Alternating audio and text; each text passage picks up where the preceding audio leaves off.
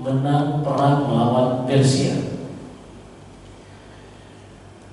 Ketika menang melawan Persia, Raja Romawi yang bernama Heraklius ini, beliau pun bernazar untuk jalan kaki menuju Baitul Maqdis, menuju Baitul Maqdis yang merupakan warisan dari Israel atau Nabi Ya'qub bin Ishaq bin Ibrahim. Ketika sampai di Baitul Maqdis, beliau singgah di salah satu kota yang bernama Ilian. Suatu malam beliau tidur. Di malam harinya beliau terbangun dan melihat ada salah satu bintang yang mana di dalam ilmu yang diketahui oleh Heraklius. Karena Heraklius itu selain raja, beliau juga seorang pendeta Nasrani. Di malam hari beliau melihat bintang yang kalau bintang ini sudah muncul, berarti Nabi terakhir yang dijanjikan sudah keluar.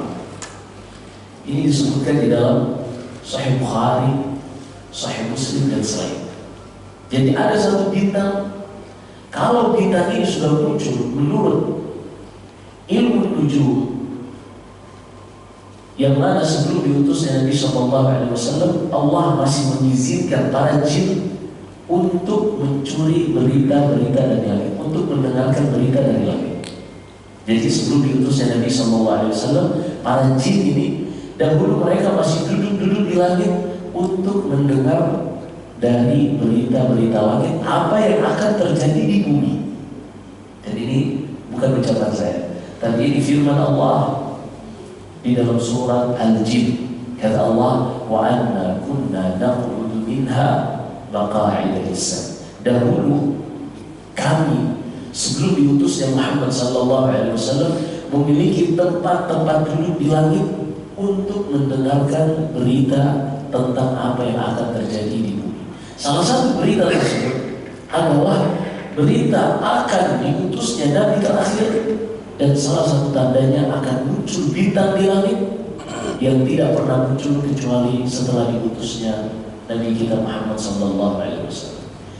Dan menurut kitab-kitab dahulu, kata Heraklius, Nabi terakhir ini adalah seorang yang dikhitan. Seorang yang dikhitan. Akhirnya Heraklius, beliau pun bertanya, man yakhtati'u min hadhihi?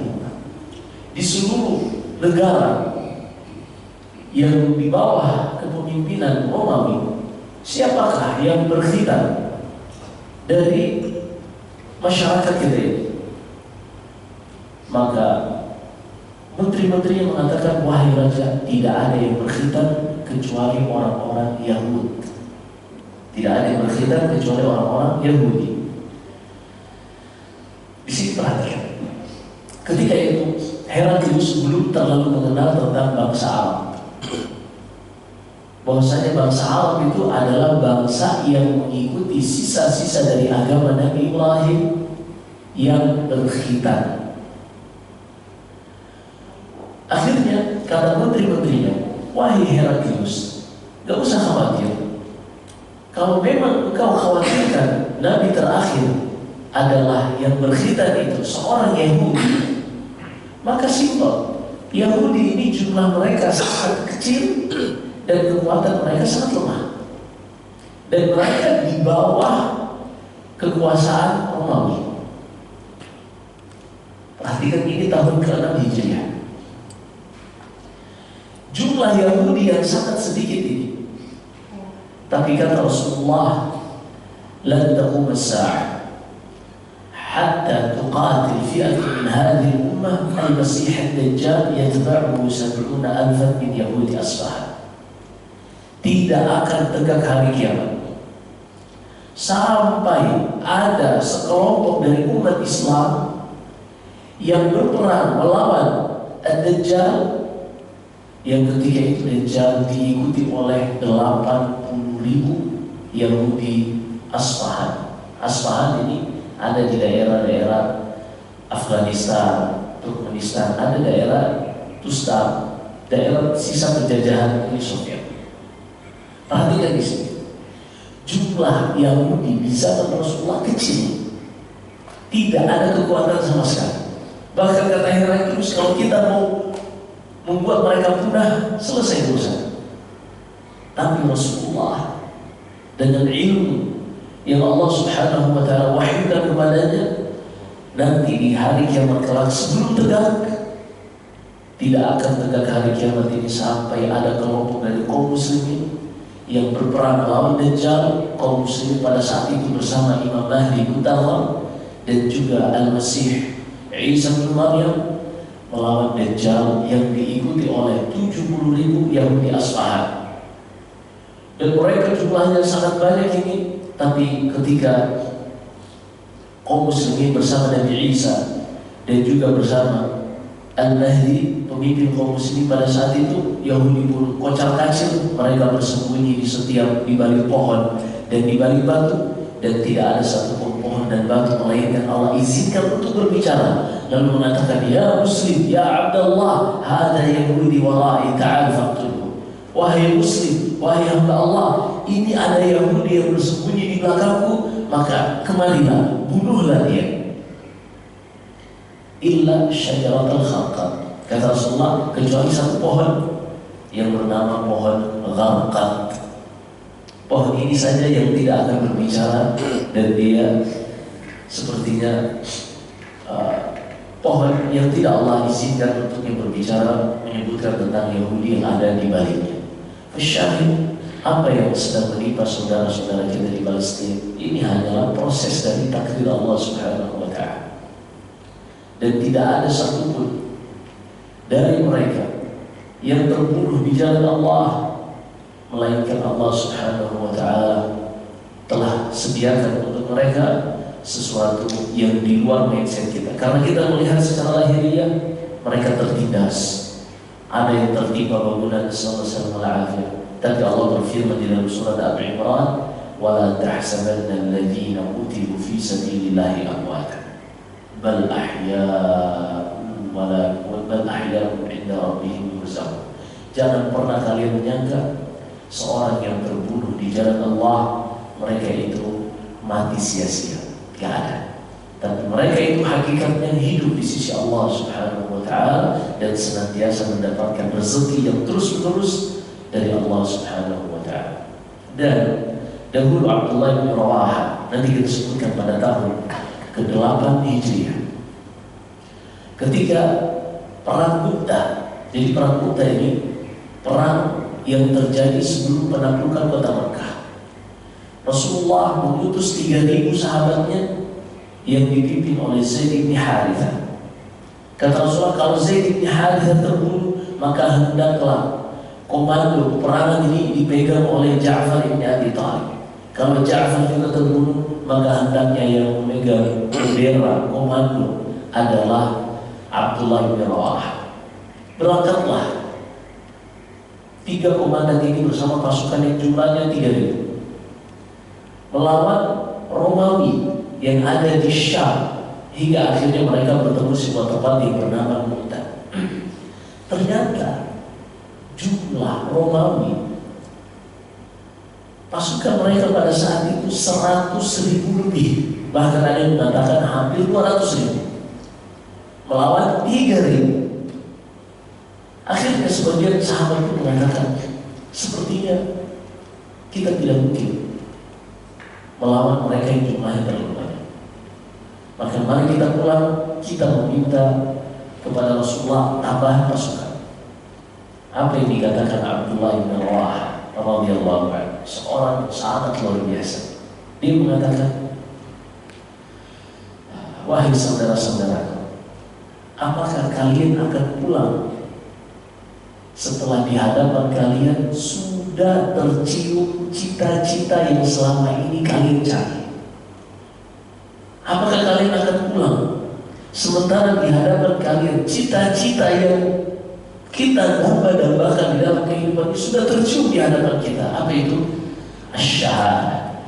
mati syahid di jalan Allah Subhanahu wa Ta'ala. Akhirnya beliau pun memotivasi sahabatnya, ini loh yang kita cari. Kok bisa-bisanya sudah ada di hadapan kita kemudian kita pulang?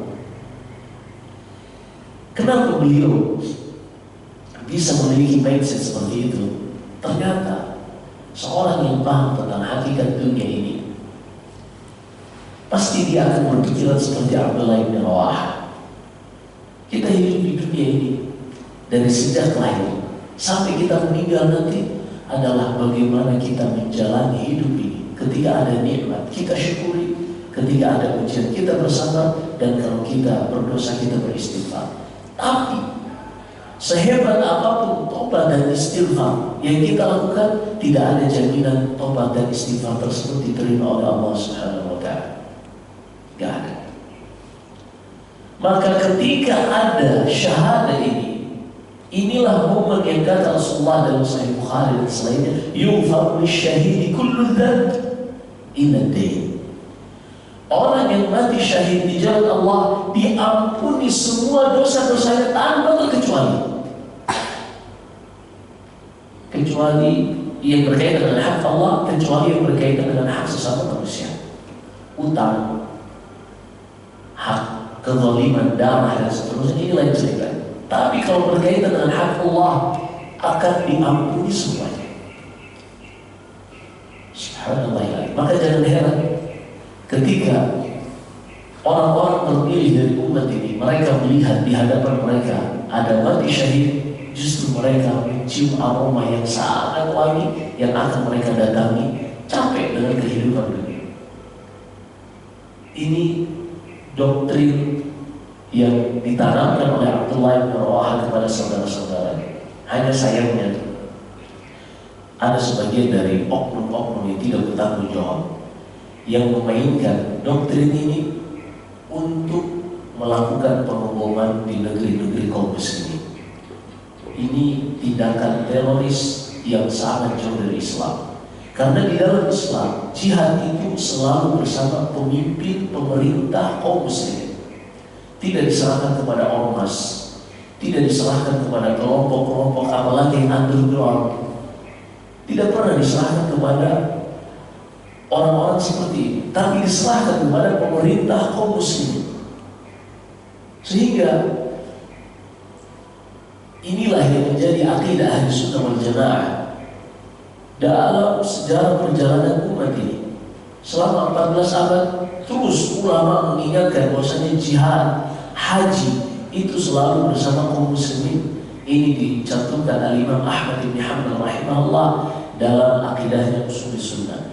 Juga disebutkan Al-Imam Al-Barbahari dalam kitabnya Syarh Sunnah. Inilah akidah Ahlussunnah wal Jamaah.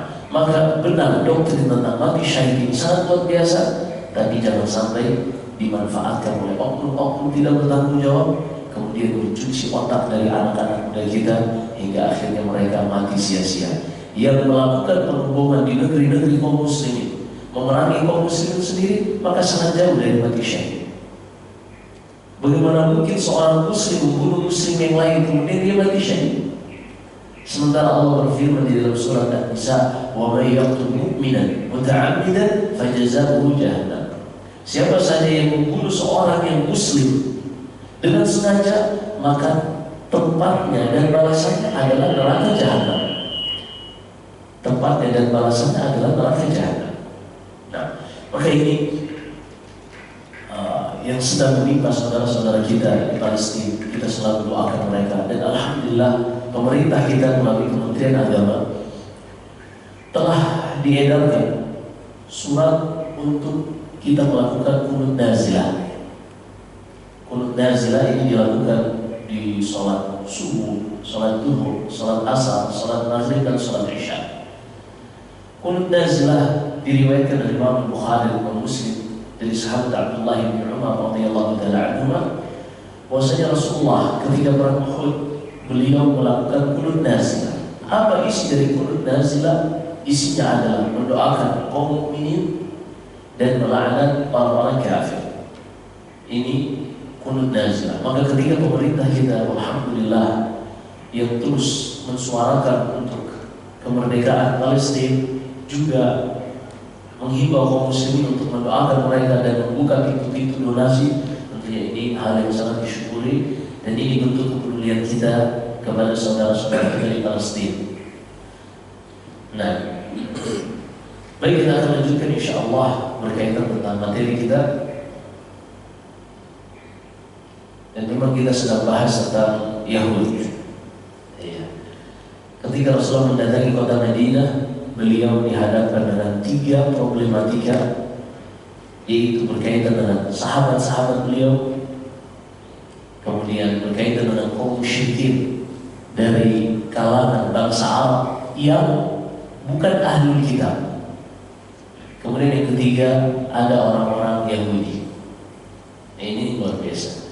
Dan Yahudi ini sejak zamannya Nabi Musa tidak pernah tunduk kepada siapapun. Di sini nanti kita akan sebutkan ada perjanjian antara Rasulullah dengan orang-orang Yahudi. Perjanjian untuk hidup bersama bernegara. Ada. Di antara klausulnya adalah orang-orang Yahudi bebas menjalankan agamanya dan kaum muslimin bebas menjalankan agamanya. Itu Islam. Tapi apa yang dilakukan oleh orang-orang Yahudi? Di tahun keempat nanti kita akan bahas, orang-orang Yahudi ingin membunuh Rasulullah. Subhanallah. Jadi mereka ini manusia yang tidak akan pernah tunduk dengan perjanjian apapun. Jangankan dengan manusia, kepada Nabi Musa pun mereka tidak tunduk. Kurang apa Nabi Musa? Mukul orang, sekali pukulan langsung mati. Dan jangankan Nabi Musa, Allah saja mereka tidak tunduk. Jadi Allah sebutkan di dalam surat Al-Maidah, ketika Nabi Musa berhasil lari dari pengejaran Fir'aun, melewati Laut Merah yang dibelah, kemudian Fir'aun ditenggelamkan, Nabi Musa pun terus membawa Bani Israel yang pada saat itu bersama Nabi Harun membimbing Bani Israel untuk kembali ke Baitul Maqdis. Kenapa kembali ke Baitul Maqdis? Karena memang ayah mereka Israel, atau yang kita kenal dengan Yakub, memang beliau terlahir di Baitul Maqdis, dan itu tempat warisan ayahnya Ishak dan sebelumnya Nabi Ibrahim alaihissalam, yang walaupun Ibrahim tidak lahir di Baitul Maqdis, beliau tidak lahir di Palestina, beliau lahir di sebuah daerah yang bernama Babilonia yang ada di Irak. Kemudian beliau berhijrah karena ayahnya dan kaumnya tidak mau menerima dakwah Nabi Ibrahim, bahkan beliau dibakar. Seperti yang Allah kisahkan di dalam surat Al-Anbiya. Akhirnya beliau berhijrah dan di situ lahir Ishak, kemudian lahir Yakub, dan itulah warisan Yakub alaihissalam Baitul Maqdis, karena dialah yang membangun Baitul Maqdis. Akhirnya Nabi Musa membawa Bani Israel untuk masuk ke Baitul Maqdis. Tapi setelah ditinggal beberapa tahun, jadi Yakub di Baitul Maqdis, tapi kan ada peristiwa Nabi Yusuf dibuang oleh kakak-kakaknya atau saudara-saudaranya ke dalam sumur, hingga akhirnya dipungut oleh pedagang-pedagang yang membawanya ke Mesir.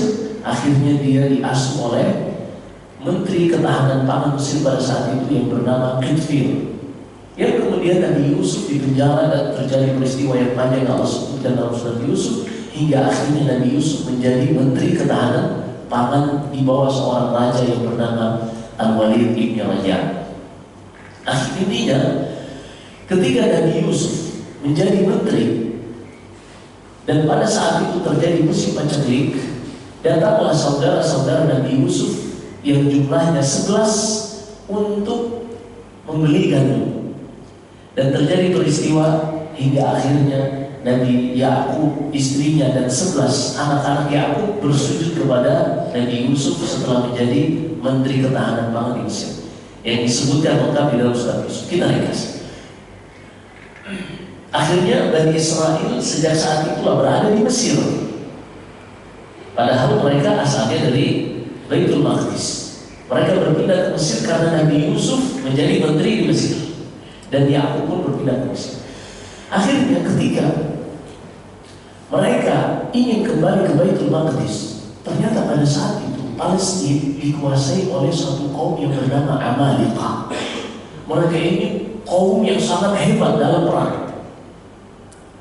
Akhirnya Nabi Musa mengabarkan kepada Bani Israel, "Ya qaumi dukhulul ardha al-muqaddasata allati kataba Allah lakum wa la tartaddu ala adbarikum fatanqalibu khasirin." Di dalam surat Al-Maidah, "Wahai kaumku, masuklah kalian ke tanah Palestina yang telah Allah janjikan untuk kalian."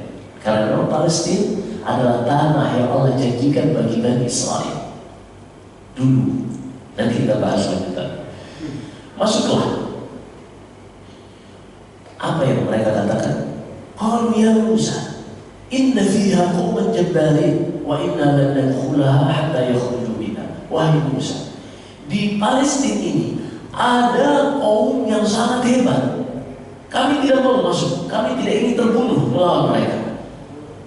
Kami akan di sini saja.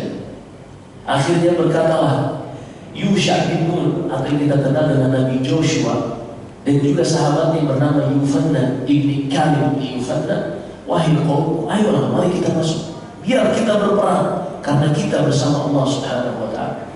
Apa ya jawaban orang-orang Yahudi? Dengarkan jawaban mereka. Sehingga dengan ini kita lihat bagaimana sebenarnya tabiat orang-orang Yahudi. Qalu ya Musa, inna lan nadkhulaha abadan ma damu fiha fadhhab anta wa rabbuka faqatil innaha lana qa'id. Wahai Musa, udahlah, kami akan masuk sampai mereka keluar. Udahlah Musa, pergilah engkau bersama Tuhan. Udah, berperanglah kalian berdua, kami tunggu di sini. Kalau udah menang, kami masuk. Allah disuruh memerangi mereka. Nabi Musa disuruh, udah pergilah engkau bersama Tuhan, wahai Musa, kami tunggu di sini. Jadi jangankan cuma PBB, Tuhan mereka nggak tunduk. Subhanallah, inilah orang-orang yang. Maka dengan belajar sejarah, kita juga paham walaupun ada gencatan senjata, ada perjanjian damai dan seterusnya, kita tidak pernah merasa aman dari konspirasi Yahudi. Nasallallahu. Jangankan manusia, Tuhan tidak takut itu. Alhamdulillah. Maka kaum Yahudi ini perlu kita pelajari, karena memang perang akhir zaman juga kita akan melawan Yahudi. Dan Allah Subhanahu wa taala berfirman di dalam surat Al-Anfal, "Wa a'iddu lahum mastata'tum min quwwah." Wahai kaum muslimin, persiapkan apa saja yang kalian sanggup di dalam berjihad melawan musuh-musuh kalian. Dan di antara strategi perang adalah mengetahui karakter siapa yang akan menjadi lawan perang kita. Baik, kita lanjut. Kita sudah sebutkan pada pertemuan sebelumnya tentang problematika internal kaum muslimin, yang mana Rasulullah menghadapi orang-orang muhajirin yang mereka sudah meninggalkan rumah, keluarga, harta mereka di Mekah dan datang tidak membawa apapun di Madinah, hanya semata-mata ingin hidup bersama Rasulullah SAW, ingin bisa beribadah dengan tenang. Hanya saja konsekuensinya, karena mereka ini tidak memiliki rumah, tidak memiliki saudara, tidak memiliki modal untuk usaha, akhirnya mereka pun tidak bisa hidup tanpa ada bantuan dari Rasulullah atau dari penduduk asli kota Madinah yang dikenal selanjutnya dengan nama Ansar. Akhirnya Rasulullah pun mempersaudarakan antara Muhajirin dan Ansar. Dan ini diantara strategi di dalam Islam untuk memperkuat sebuah komunitas Islami, harus dibangun di atas persatuan. Kemudian berikutnya, Nabi SAW mulai menyentuh kaum musyrikin dari kalangan penduduk asli kota Madinah, yang mereka ini kaum musyrikin, bukan Yahudi, bukan Nasrani, tapi mereka juga tidak masuk Islam. Walaupun nanti mereka ini setelah kaum mukminin menang perang di perang Badar tahun kedua Hijriah di bulan Ramadan, barulah orang-orang yang tadinya musyrikin ini mereka menampakkan keislaman. tapi menyembunyikan kebencian terhadap Islam yang kemudian mereka dikenal dengan kaum munafik. Jadi semasa di Mekah gak ada munafik. Kenapa? Karena Islam lemah. Tapi ketika Islam sudah menang perang lawan Quraisy, perang Badar, maka mereka pun melihat sepertinya Islam ini memiliki kedudukan. Sepertinya kalau kita pura-pura masuk Islam, kita memiliki masalah. Maka mereka pun berpura-pura masuk Islam, yang kemudian dikenal dengan orang munafik. Pemimpinnya adalah Abdullah bin Ubay bin Salul. Kemudian kaum Yahudi. Kaum Yahudi ini disebutkan ahli sejarah ada 3. Yahudi Ibrani, Yahudi asli bukan dari bangsa Arab. Ada 3 kabilah di Madinah. Mereka ini, dan kita akan sebutkan Bani Qainuqa, ada Bani Nadir dan Bani Quraidah. Mereka ini asli bangsa Ibrani. Mereka berasal dari keturunan Harun bin Imran bin Yashar bin Qais bin Yaqub bin Lawi bin Yaqub bin Ishaq bin Ibrahim. Jadi mereka dari keturunan Nabi Harun, kakak dari Nabi Musa alaihissalam.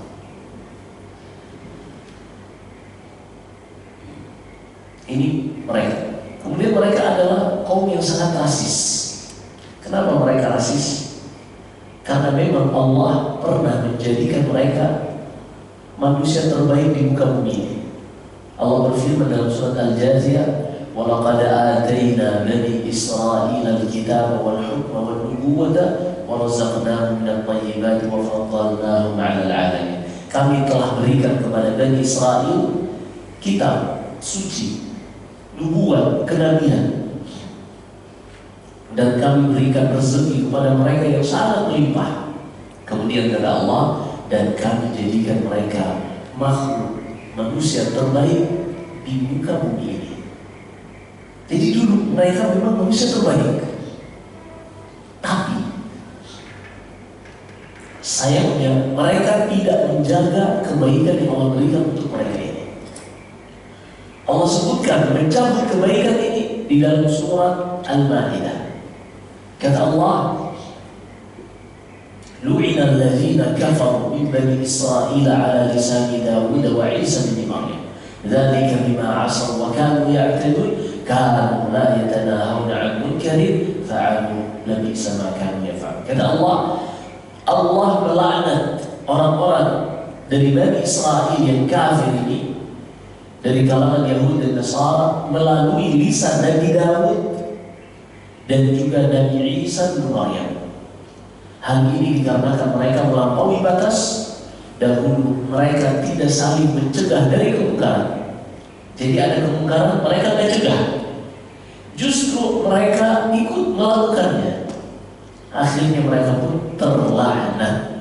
Maka tercabutlah, tadinya mereka adalah manusia-manusia terbaik di muka bumi ini, dicabut oleh Allah Subhanahu wa ta'ala. Diberikan kepada siapa? Diberikan kepada umat Muhammad sallallahu alaihi wasallam. Allah berfirman, "Kuntum khaira ummatin ukhrijat lin-nas." Kalianlah manusia terbaik yang pernah dikeluarkan di tengah-tengah manusia. Kenapa? Ta'muruna bil ma'ruf wa tanhauna 'anil munkar wa tu'minuna billah. Karena kalian senantiasa memerintah kepada yang ma'ruf, mencegah dari yang munkar, dan senantiasa beriman kepada Allah. Adapun Yahud, setelah mereka diberikan, mereka tidak menjaga amar ma'ruf nahi munkar. Maka kebaikan umat Muhammad sallallahu alaihi wasallam akan senantiasa terjaga ketika mereka menegakkan amar ma'ruf nahi munkar. Tapi walaupun sudah dicabut seperti ini, mereka mengklaim bahwasanya hal tersebut tidak pernah dicabut. Dan mereka merasa kamilah manusia-manusia terbaik. Sampai-sampai mereka mengatakan kepada Allah dan kepada kaum mukminin bahwasanya kami lebih baik dari kalian. Allah berfirman dalam surat Al-Maidah, "Wa qalatil yahud wan nasara nahnu abna'ullahi wa ahibba'uh." Berkata orang-orang Yahudi dan Nasara, kami inilah anak-anak kesayangan Allah. Kenapa mereka rasis? Mereka mengatakan kami inilah anak-anak kesayangan Allah. Apa kata Allah? Qul falima yu'adzibukum bidzunubikum. Kalau memang kalian anak-anak kesayangan Allah, kalau begitu kenapa Allah mengazab kalian dikarenakan perbuatan kalian sendiri, dikarenakan dosa kalian? Bal antum basyarun mimman khalaq. Kata Allah, kalian wahai Bani Israil tidak lebih dari manusia-manusia yang lain yang Allah ciptakan. Satu dari sekian miliar manusia. Tidak ada keistimewaan yang spesial kecuali dengan amar ma'ruf nahi munkar. Baik. Kemudian mereka ini provokator. Mereka inilah yang selalu memprovokasi Aus dan Khazraj, penduduk asli kota Madinah yang kemudian disebut Ansar, yang sebelum datang Rasulullah tidak ada yang bisa mendamaikan. Aus dan Khazraj itu terus berperang dan berperang, gak ada yang bisa damaikan. Sampai ketika diutusnya Rasulullah, barulah mereka bisa damai. Allah berfirman dalam surat Al-Imran, وَاذْكُرُوا نِعْمَةَ اللَّهِ عَلَيْكُمْ إِذْ كُنْتُمْ أَعْدَاءً فَأَلَّفَ بَيْنَ قُلُوبِكُمْ فَأَصْبَحْتُمْ بِنِعْمَتِهِ إِخْوَانًا. Kenapa mereka tidak bisa damai?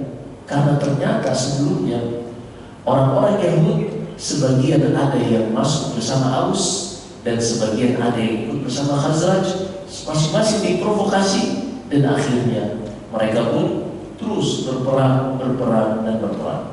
Dan demikian sejak zaman dahulu orang-orang Yahudi selalu memasukkan agen-agen mereka untuk membuat propaganda dan menjadi pembenaran bagi Yahudi untuk melakukan serangan balik dan seterusnya. Ini kurang ajar orang-orang Yahudi. Subhanallah. Baik. Kaum Yahudi yang ada di kota Madinah pada saat datang Rasulullah SAW ada Bani Qaynuqa, Bani Nadir dan Bani Quraidah. Ini kita bahas secara ringkas. Inilah pemukiman mereka. Bani Qaynuqa ini berada di tengah kota Madinah. Bani Najjar ini dari paman-paman Rasulullah. Dari sini Rasulullah tinggal ketika membangun Masjid Nabawi. Bani Qaynuqa ini pasar yang sering didatangi oleh kaum muslimin di Madinah. Kemudian ada Bani Quraidah, ini cukup jauh, dan ada Bani Nadir yang nanti akan diusir dari kota Madinah pada tahun ke-4 Hijriah. Kenapa diusir? Karena ulah mereka sendiri. Jadi mereka sepakat untuk membunuh Rasulullah. Subhanallah. Baik, ini peta dari kota Madinah. Kita lanjut. Rasulullah SAW membangun Masjid Nabawi. Kita sudah sebutkan bahwasanya onta beliau berjalan hingga akhirnya terhenti pada suatu tanah yang ternyata tanah tersebut milik 2 orang anak yatim. Dan Rasulullah membayar secara penuh harga tanah Masjid Nabawi ini kepada anak yatim tersebut. Bukan karena ini bangun masjid udahlah harta anak yatimnya diambil. Tidak ada dalam Islam. Semua masing-masing dipastikan haknya terjaga dan sampai kepada pemiliknya. Dan disinilah mulai terbangunnya peradaban Islam. Karena masjid di dalam Islam bukan hanya untuk tempat sholat 5 waktu, tapi disitulah pusat ta'lim, disitulah pusat membangun peradaban. Iya. Dan disitulah yang memungkinkan untuk kaum muslimin untuk terus bersatu. Berbeda dengan agama-agama lain, Pak. Agama-agama lain itu potensi mereka untuk bersatu susah. Kenapa? Ngumpulnya sepekan sekali. Adapun Islam ngumpulnya setiap hari 5 kali, itu pun softnya rapat. Tidak ada perbedaan miskin kaya di antara mereka. Semuanya sama di hadapan Allah. Jadi potensi kita untuk membuat yang namanya rasisme, untuk tidak ada membedakan strata sosial yang satu miskin, yang satu kaya, itu sangat besar di dalam Islam. Sementara adanya kaya miskin, yang ini lebih hebat, ini lebih tidak hebat, dan seterusnya, inilah yang akan menjadi pemisah, dikotomi antara yang satu dengan yang lain. Tapi ketika Islam datang dengan semuanya sama, kullukum min Adam, kata Rasulullah, semua kalian itu berasal dari Nabi Adam. Apa yang kalian banggakan? Wa Adam itu, dan Adam itu berasal dari tanah. Sehingga Muslim untuk bersatu lebih besar. Hanya saja tendensi-tendensi yang ini bikin kelompok sendiri, yang ini bikin front sendiri, yang ini bikin yayasan sendiri dan seterusnya, hingga akhirnya kaum muslimin pun masing-masing sibuk dengan urusan pribadi sendiri-sendiri. Waliyadzubillah. Kemudian Rasulullah ketika membangun peradaban Islam, dan ini akan kita bahas dan lihat bagaimana Islam rahmatan lil alamin, bukan rahmatan lil mu'minin saja. Islam ini bukan cuma rahmat bagi orang-orang beriman, tidak. Tapi Islam ini rahmat bagi alam semesta. Apa saja yang bisa dikatakan alam semesta, maka dia akan mendapatkan rahmat dari Islam. Hewan, tumbuhan, orang non-muslim, Buddha dan seterusnya, semuanya karena dia bagian dari alam semesta, maka dia dipastikan akan mendapatkan rahmat dari Islam ini. Kenapa demikian? Karena memang yang menciptakan alam semesta ini adalah Allah, dan Allah yang menurunkan syariatnya. Maka Allah yang maha menyayangi hamba-hambanya dan memiliki sifat rahmat ini, Allah turunkan satu dari 100 rahmatnya untuk penduduk yang ada di alam semesta ini. Kita lihat apa saja yang dilakukan oleh Rasulullah untuk membangun peradaban Islam sebagai rahmat lil alamin. Pertama, beliau mempersaudarakan antara kaum muslimin, muhajir dan ansar, kemudian membuat perjanjian sesama kaum muslimin dan mengikat perjanjian dengan Yahudi. Kita lihat perjanjian sesama kaum muslim, selain persaudaraan antara muhajir dan ansar secara individu-individu, juga komunitas Islam secara umum ini mereka terikat perjanjian sesama mereka. Apa perjanjiannya? Pertama, kaum muslimin adalah umat yang satu dan bersatu. Umat yang satu dan bersatu. Konsekuensinya, segala hal yang bisa mengantarkan kepada perpecahan maka harus dijauhkan. Makanya Allah berfirman mewasiatkan kepada kaum muslimin di dalam surat An-Nur, wala takunu minal musyrikin, dalam surat Al-Furqan, dalam surat Al-Rum, wala takunu minal musyrikin minal ladzina farraqu dinahum wa kanu syi'a kullu hizbin bima ladaihim farihun. Kata Allah dalam surat Al-Rum ini, janganlah kalian menjadi seperti orang-orang musyrikin, orang-orang yang memecah belah agama mereka dan masing-masing merasa bangga dengan kelompoknya sendiri-sendiri. Ini kita bilang. Kemudian yang kedua, kaum muhajirin dari Quraisy saling membantu dalam perkara diat dan menebus tawanan mereka dengan cara yang ma'ruf dan adil sesama kaum mukminin. Demikian pula kaum Ansar. Apa maksudnya? Perhatikan di sini ada diat dan ada fida, tebusan. Jadi ada diat dan ada tebusan. Apa itu diat? Terkadang seorang tidak sengaja membunuh, atau mungkin ada keributan, kemudian dia membunuh, tapi keluarga yang dibunuh ini tidak meminta kisos, tapi meminta denda. Dia, nah dia ini denda 100 ekor unta. Maka ketika ada misalnya salah seorang dari kaum mukminin, ia tidak sengaja membunuh orang lain, maka kaum muslimin yang lain membantunya untuk membayarkan dia tadi. Kemudian yang kedua, tebusan. Kalau terjadi perang, kemudian ada orang-orang beriman kaum mukminin yang ditawan menjadi tahanan perang, di dalam aturan internasional pada saat itu ada namanya fida, menebus tawanan dengan harta yang disepakati antara keluarga tahanan dengan yang menahannya. Ini ada namanya fida. Dan ketika ada seorang muslim ditahan misalnya, dan yang menahannya menerima tebusan, maka baru untuk ditebus. Nah ini maksudnya diat dan tebusan. Kemudian yang berikutnya, sesama kaum mukminin selalu saling membantu dalam memberikan kebaikan, baik dalam menebus tawanan perang dan diat pembunuhan. Kalau ini tadi dikhususkan untuk Quraisy dan Ansar. Adapun yang ini untuk mukminin secara umum. Baik. Kemudian yang berikutnya, sesama kaum mukminin saling melindungi dari siapapun yang menzalimi mereka atau membuat permusuhan dan pengerusakan di tengah-tengah mereka.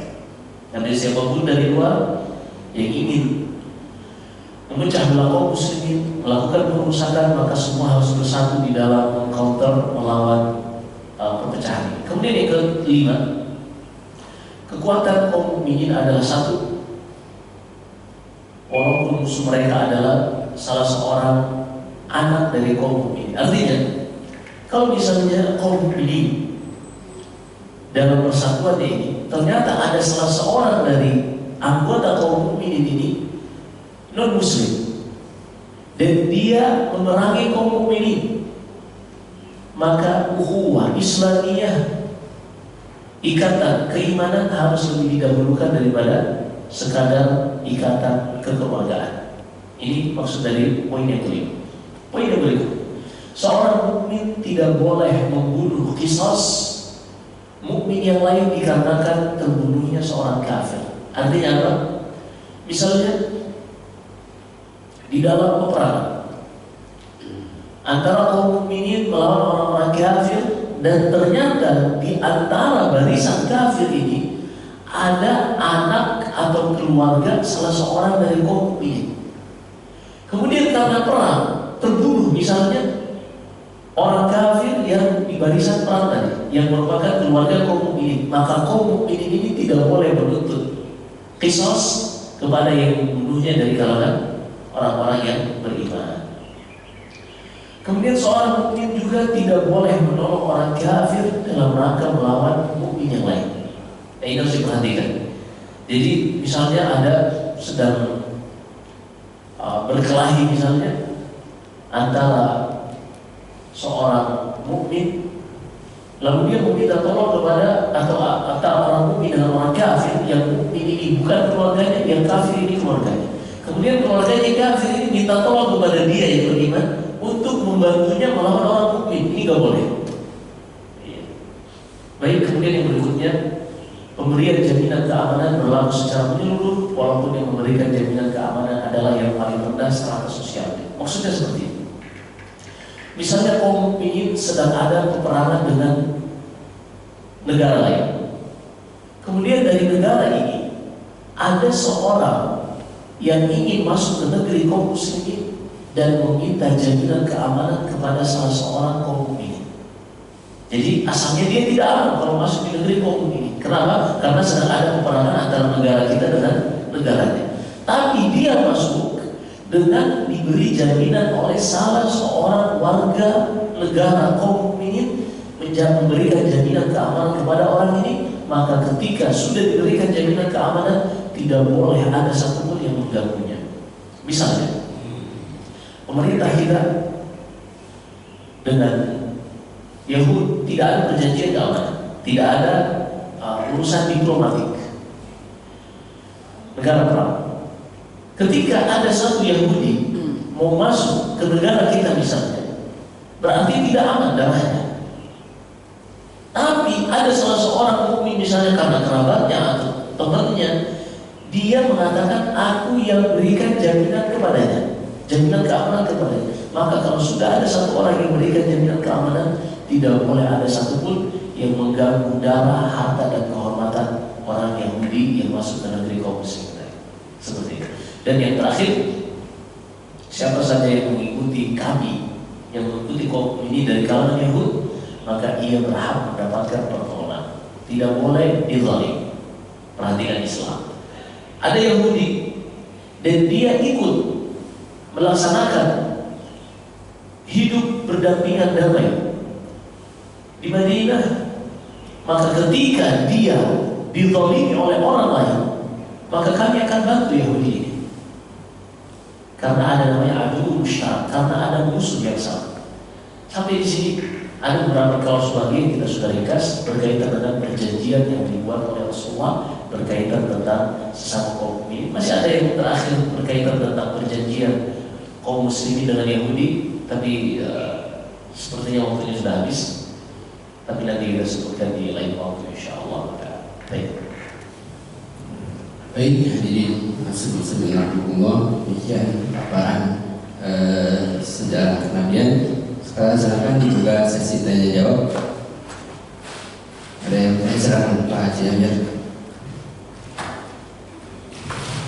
Assalamualaikum warahmatullahi wabarakatuh. Ini pembahasan yang sangat penting sekali buat kita ketahui bersama, apalagi situasi dunia sedang tidak baik-baik saja, dan lebih khusus lagi di Indonesia. Tadi kaitannya dengan bersatunya umat Islam di Indonesia yang ternyata itu tidak berbeda jauh dengan apa yang dikerjakan atau yang menjadi sifat-sifat Yahudi internasional. Kita ini pecah belah juga oleh Yahudi secara tidak langsung atau langsung, bahwa ada yang benar sendiri di antara agama kita di sini. Yang dulunya itu sangat fanatik terhadap kebenaran-kebenaran yang biasa contoh oleh Nabi. Tapi sekarang ada aliran ini masuk dalam pemerintahan, bahkan dia yang memusuhi umat Islam yang tidak secara dia selama Islam. Dia menguasai kekuasaan di pemerintahan sekarang ini, misalnya itu dia bahasa paling benar dan tidak boleh ada dakwah yang dilakukan bukan selain dari dia. Apakah ini bukan sesuatu yang tidak baik? Apakah ini contoh Yahudi atau orang yang seperti itu? Mereka ini saya Assalamualaikum. Nah, kita sudah sebutkan bagaimana Yahudi yang memiliki sifat suka adu domba dan seterusnya. Kemudian mereka terkadang sebagaimana yang terjadi pada Aus dan Khazraj, mereka memiliki agen-agen yang sengaja dititipkan untuk melakukan menyebarkan isu-isu yang kemudian di smash oleh mereka. Allahu musta'an. Apakah mungkin seorang mukmin tapi jiwanya Yahudi? Mungkin. Makanya di dalam tafsir surat Al-Fatihah, para ulama menyebutkan pada firman Allah, ghairil maghdubi alaihim waladhdallin. Apa makna ghairil maghdubi alaihim? Ya Allah, pertama ihdinas siratal mustaqim. Ya Allah, tunjukilah kami jalan yang lurus, jalan orang-orang yang Kau ridhai dari kalangan para nabi, para siddiqin, syuhada dan salih. Bukan jalannya orang-orang yang Engkau murkai. Kata para ulama, orang-orang yang dimurkai oleh Allah ini pertama adalah Yahudi. Kenapa mereka dimurkai oleh Allah? Karena mereka memiliki ilmu, tapi mereka tidak mengamalkannya. Jadi Yahudi memiliki ilmu, tidak mengamalkannya. Mereka menutup syariat tentang qisas. Mereka menutup syariat tentang rajam. Allah bongkar kebusukan mereka ini di dalam surat Al-Maidah. Kata Allah, wa katabna 'alaihim fiha anna an-nafsa bin-nafsi ila akhiril ayat. Kami itu di dalam Taurat, kami sudah catatkan dan syariatkan bagi orang-orang mereka Yahudi bahwasanya mereka ini memiliki syariat qisas. Tapi oleh pendeta-pendeta mereka ditutupi syariat ini. Maka mereka ini berilmu tapi tidak mengamalkan ilmunya, sehingga mereka dimurkai oleh Allah.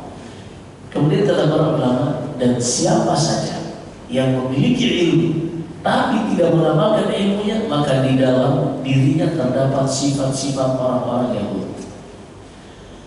Maka siapa saja ketika dia ingin merusak pertahanan kaum muslimin dari dalam sebagaimana dilakukan oleh kaum Yahudi, maka tidak diragukan kalau dia memiliki sifat-sifat Yahudi. Dan ada pun yang terjadi di negara kita, entah itu seperti yang disebutkan tadi, misalnya kalau memang benar bahwasanya ada penyusup-penyusup yang kaum intoleran yang mereka mengatakan benar sendiri. Alhamdulillah, Islam adalah agama yang bisa diakses oleh siapapun untuk melihat referensinya. Agama Yahudi dan Nasara, mereka menyandarkan referensi agama mereka hanya diketahui oleh pendeta-pendeta mereka. Susah untuk mereka mengakses. Bahkan ada seorang teman saya yang mu'allaf, dia mengatakan ada beberapa Injil yang hanya bisa diakses oleh pendeta-pendeta mereka. Adapun Islam, Al-Quran dan Hadis bisa akses siapa saja, bahkan non-muslim. Ada salah satu ensiklopedia hadis. Ensiklopedia hadis ini kitab yang sangat tebal, beberapa jilid, yang tujuannya untuk mencari sumber hadis ini diriwayatkan siapa, Imam Bukhari ke Imam Muslim. Nah, ensiklopedia hadis ini ditulis oleh orang-orang orientalis, bukan kaum mukminin yang menulis. Jadi Islam bisa diakses siapa saja. Ada Al-Quran, ada hadis.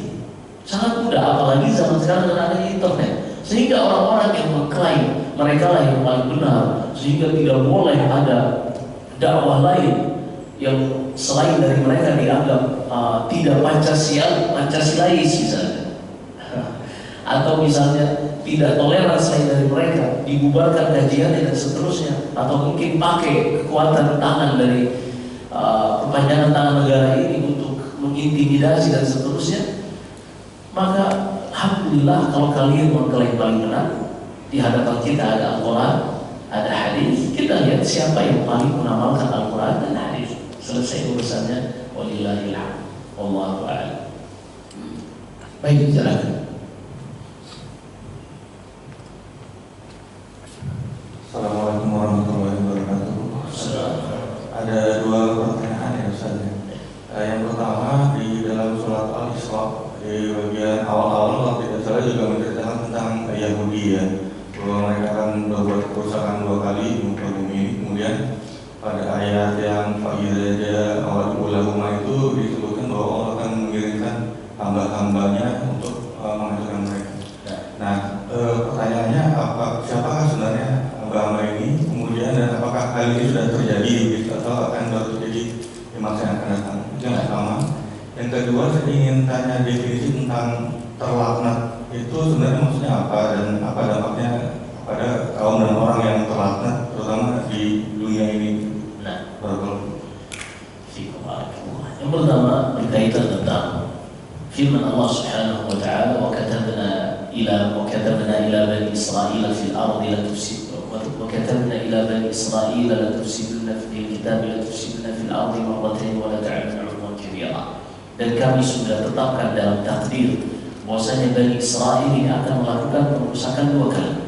Dan setiap kali mereka melakukan pengurusakan, Allah akan mengutus kepada mereka hamba-hambanya yang bengis, yang lebih kuat dari mereka, hingga membuat mereka tercerai-berai. Disebutkan Ibnu Katsir rahimahullah dalam kitabnya Al-Bidayah wa Nihayah, ini sudah terjadi. Yang mana ketika setelah, jadi kita lanjutkan sedikit. Ketika Yahudi mengatakan, orang-orang Bani Israil mengatakan, wahai Musa, udahlah, pergilah engkau dengan Tuhan berperang, kami akan tunggu di sini. Akhirnya Allah berikan kepada mereka balasan berupa tersesat di muka bumi ini selama 40 tahun. Mereka berjalan gak tahu kemana tujuannya, dan kembali juga pun mereka gak tahu jalan. Selama 40 tahun, hingga dalam 40 tahun ini Nabi Musa wafat dan Nabi Harun wafat, dan tidak ada yang bisa membawa mereka kembali masuk Baitul Maqdis kecuali Yusha bin Nun yang kita kenal dengan Nabi Joshua. Masuklah, dan Joshua bersama Caleb bin Yohanna yang memimpin perang Bani Israil melawan Amalekah hingga akhirnya mereka menang dan tinggal kembali di Baitul Maqdis, warisan dari Yakub Israil alaihissalam. Setelah itu, setelah mereka hidup, yang namanya Bani Israil, Yahud yang wataknya seperti itu, mereka pun melakukan pengurusakan kesyirikan dan seterusnya. Dan kita harus paham juga, Yahudi ini bukan cuma satu warna, Bani Israil bukan cuma satu warna. Ada di antara mereka yang menyembah anak patung, anak sapi, disebutkan dalam surat Al-Baqarah. Ada di antara mereka yang menyembah Uzair, yang mereka mengklaim itu anak Allah. Allah sebutkan dalam surat At-Taubah. Ada di antara mereka yang masih istiqamah di atas agama Nabi Musa. Jadi mereka bermacam-macam. Intinya, ketika mereka melakukan pengurusakan di Baitul Maqdis, disebutkan di Ibnu Katsir dalam kitab Al-Bidayah wa Nihayah, Allah kirimkan kepada mereka seorang raja yang bengis bernama Sidharib. Sidharib ini datang dari Irak kemudian melakukan memerangi Bani Israel yang ada di Baitul Maqdis. Kemudian setelah itu datang yang namanya Bukhtun Nassar. Bukhtun Nassar inilah yang benar-benar membuat orang-orang dari Israel di Baitul Maqdis tercerai-berai dan mereka tersebar di seluruh penjuru dunia, di antaranya yang datang ke kota Madinah dalam rangka menantikan Nabi terakhir yang akan diutus, karena mereka mengetahui Nabi terakhir yang diutus nanti tempat hijrahnya adalah ma baina labadaiha, jadi ada pohon kurma dan ada dua gunung, dua bukit yang mengimpit.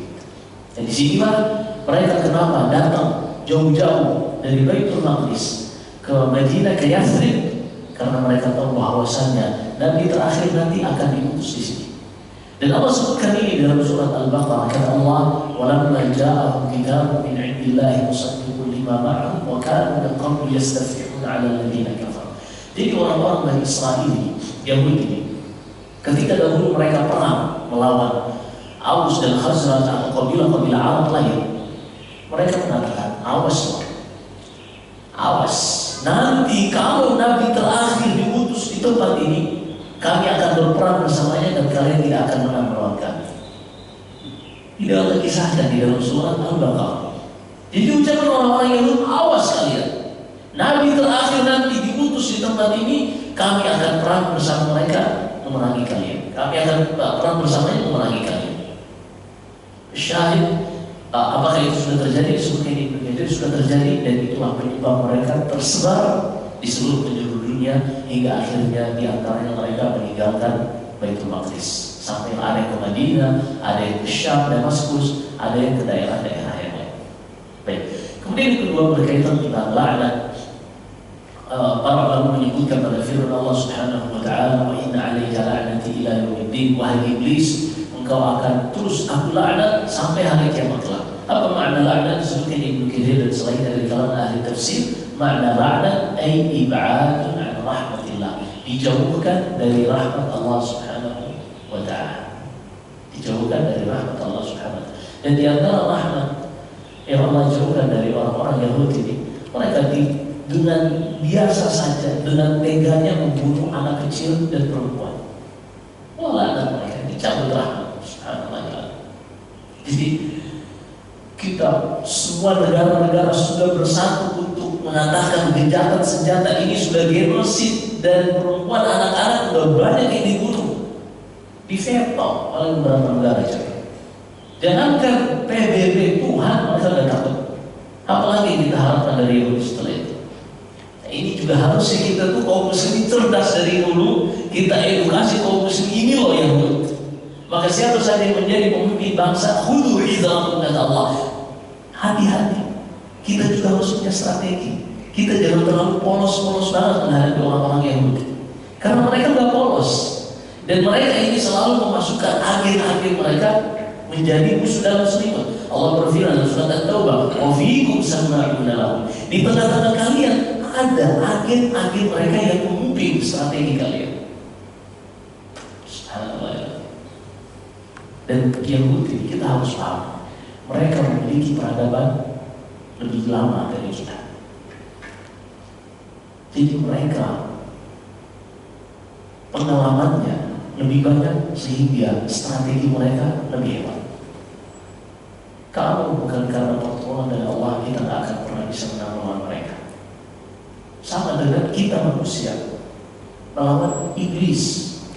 Iblis ini pengalamannya sejak Nabi Adam belum lahir, belum diciptakan, dia udah ada. Dia yang menyesatkan Nabi Adam. Berapa jam terbang iblis cuma sampai sekarang? Lagi kita baru lahir kemarin, melawan iblis dengan kekuatan kita dan logika kita pasti kalah. Bagaimana kita bisa melawan iblis? Pertolongan Allah Subhanahu wa taala. Makanya kita selalu diajar, a'udzu billahi minasyaitan. Fa idza qara'ta al-Qur'an fasta'idz billahi minasyaitonir rajim. Kata Allah dalam surat An-Nahl, jika engkau hendak membaca Al-Qur'an, maka berlindunglah kepada Allah dari syaitan yang tertutup. Lah ini baca Al-Qur'an saja kita disuruh meminta perlindungan, apalagi urusan yang lain. Makanya Rasulullah mengajar kita, membimbing kita ketika seorang laki-laki suami mendatangi istrinya, Baca Allahumma jannibna syaitan wa jannib syaitan ma razaqtana. Ya Allah, jauhkanlah kami dari syaitan dan jauhkan anak yang Engkau akan anugerahi kami dari hasil ini, jauhkan dia dari syaitan. Demikian Allah Ta'ala. Baik, silakan. Assalamualaikum warahmatullahi wabarakatuh. Tertarik sekali dengan masalah Yahudi ini, Ustaz. Saat ini kan Tertarik apa gemesin, Pak? mengenai perlawanan terhadap Yahudi yang ada di Palestina. Saat ini kan oleh Hamas yang ditanyakan apakah Hamas itu murni pejuang-pejuang Palestina, karena saya dengar selalu dibayang-bayang oleh Syiah dari Iran. Demikian tanya saya. Assalamualaikum warahmatullahi wabarakatuh.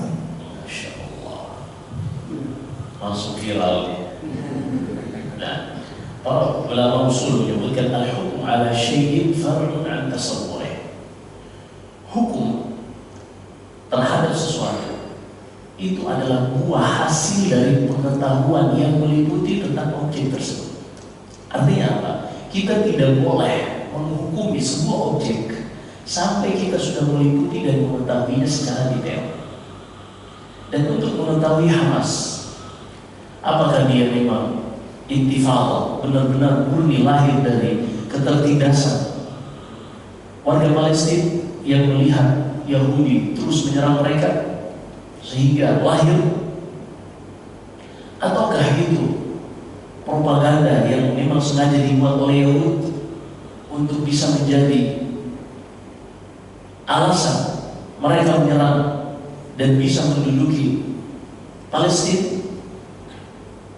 Karena kalau dari sisi hitungan, jadi Pak, dalam Islam ada namanya strategi perang. Jadi kita harus tahu Islam ini bukan agama main-main. Islam ini syariat Allah. Jadi dalam Islam ada salah satu syarat jihad yang harus dipenuhi selain di bawah pimpinan resmi kaum muslimin. Juga dalam strategi perang harus ada kalkulasi bahwasanya kalau kita menyerang dalam perang yang bentuknya invasi, kita harus dalam kalkulasi kemungkinan besarnya menang. Karena kita tidak bisa memastikan sesuatu. Artinya kemungkinan besarnya itu menang. Kalau tidak ada kemungkinan besar menang, justru kemungkinan besarnya kalah, maka kita tidak boleh menyerang. Haram hukumnya. Allah berfirman dalam surat Al-Baqarah, "Wala tulqu bi'aydikum ila tahlukah." Jangan kalian menjerumuskan diri kalian ke dalam kebinasaan. Ini sebenarnya kalau yang di pajak kita sebutkan apa yang terjadi pada perang Mu'tah ketika terbunuh 3 pemimpin yang kita sebutkan tadi, kemudian datang Khalid bin Walid menarik mundur pasukan. Nanti kita bahas insyaallah di tahun ke-8 Hijriah. Intinya, salah satu strategi perang di dalam Islam, kita tidak boleh menyerang kecuali kita tahu bahwasanya dengan serangan ini kemungkinan besar kita menang. Tapi kalau kita sadar kita menyerang 6.000 roket, 4.000 roket, dicegah sama Iron Dome yang masuk hanya 4% atau 6%, yang balik puluhan ribu rudal, ini kan bunuh diri, Pak. Ada apa nih sebenarnya? Tapi kan kita tadi terikat oleh kaidah tadi, kita tidak boleh menghukumi sesuatu kecuali kita telah meliputi sesuatu.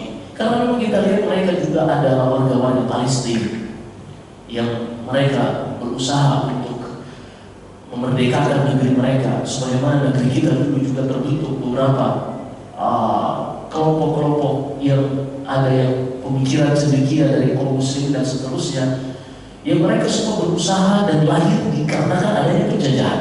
Maka tidak asing kalau seandainya di Palestina pun akan lahir pergerakan untuk mencegah yang namanya penindasan dan penjajahan ini. Tapi kalau kita melihat hal-hal yang lain, itulah fitnah. Kita tidak boleh berbicara pada sesuatu yang kita tidak memiliki kapasitas di dalamnya. Dan ini geopolitik yang sangat luar biasa, Allah a'lam. Dan kita sedang berhadapan dengan musuh yang peradabannya lebih hebat dari kita sebelumnya. Maka kita juga tidak terlalu polos-polos tangan, tapi kita juga tidak boleh berlebihan menzalimi saudara-saudara kita yang di Palestina dengan memvonis Hamas itu seperti itu. Kita katakan wallahu a'lam. Baik, masih ada? Baik, kalau sudah tidak ada mungkin bisa memberikan kesimpulan dan mengakhiri doa. Islam syariatnya adalah syariat yang diturunkan oleh Allah Subhanahu wa Ta'ala yang menciptakan alam semesta ini. Dan Allah mengetahui apa yang paling maslahat untuk alam semesta ini.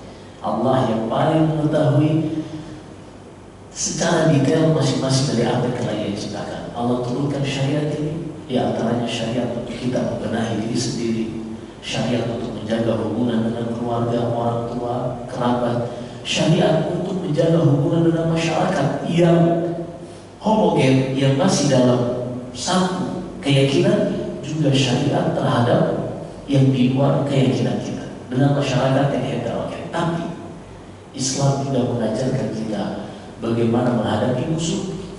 Ada saat-saat perjanjian damai, tapi kita juga tidak boleh terlalu polos-polos banget hingga akhirnya dibodoh-bodohi oleh orang lain. Semuanya itu sudah ada di dalam syariat Islam, tinggal bagaimana kita mempelajarinya sedikit demi sedikit. Insya Allah dengan pelajaran sejarah ini kita akan terbuka lebih luas, piknik lebih jauh berkaitan tentang takdir Allah yang sudah Dia tetapkan di dalam sejarah perjalanan manusia. Insya Allah kita lanjutkan pada pertemuan-pertemuan berikutnya. Wallahu a'lam. Sallallahu alaihi wasallam. Muhammad. Jika ada benar yang semata-mata dari Allah Subhanahu wa Ta'ala, jika ada kesalahan dan kekurangan dari saya, wa astaghfirullah li wa lakum. Sallallahu alaihi wasallam. Muhammad. Subhanakallahumma wa bihamdik, asyhadu an la ilaha illa anta, astaghfiruka wa atubu ilaik. Wassalamualaikum warahmatullahi wabarakatuh. Waalaikumsalam warahmatullahi wabarakatuh. Terima kasih Ustaz dan terima kasih kepada teman sekalian yang sudah mengikuti kajian pada kesempatan hari ini. Saya sebagai MC barangkali ada kesalahan dan kurang, mohon maaf. Dan saya tutup dengan bacaan hamdalah. Alhamdulillahirabbil alamin. Assalamualaikum warahmatullahi wabarakatuh.